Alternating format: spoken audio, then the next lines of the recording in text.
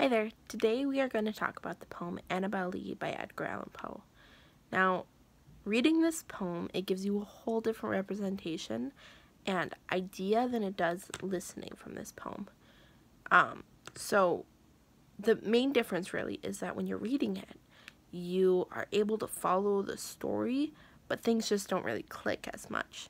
However, when you're listening to it, especially when it talks about like the winged seraph of heaven and the angels and that sort of thing, it's so much easier to understand that that is in fact the author's beliefs coming to life in a way, and not so much like actual angels came down and stole her. And then, as well as when it's talking about the moon and the ocean, when you're reading it, it's kind of hard to follow where things are and get a idea, I guess.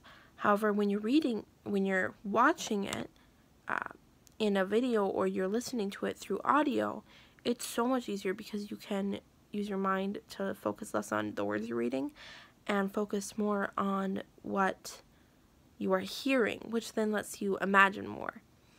So it's really interesting.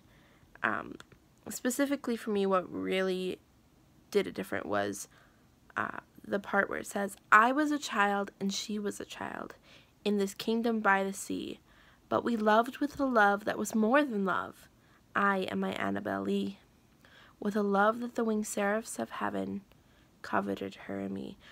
Now, listening to that, you get the point. They were in love as children.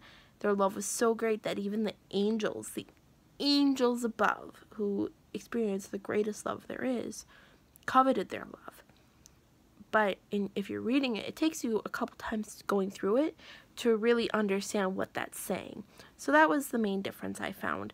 It also goes into talking about the kingdom by the sea, which when you're reading it, it's kind of confusing. However, when I was listening to it, I realized, oh, this is a literal, like, a town by a sea.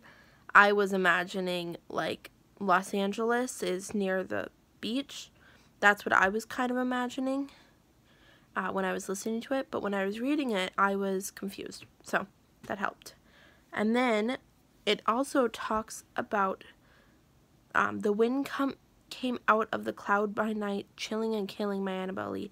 When I read that, I thought it meant that she was sick, and I don't think this will ever really be fully explained because the author is no longer around to fully explain it. However, when you're listening to it, you get a much better sense of what's going on, and so you can really imagine what's going on more, and it's just much more in depth and much more feeling.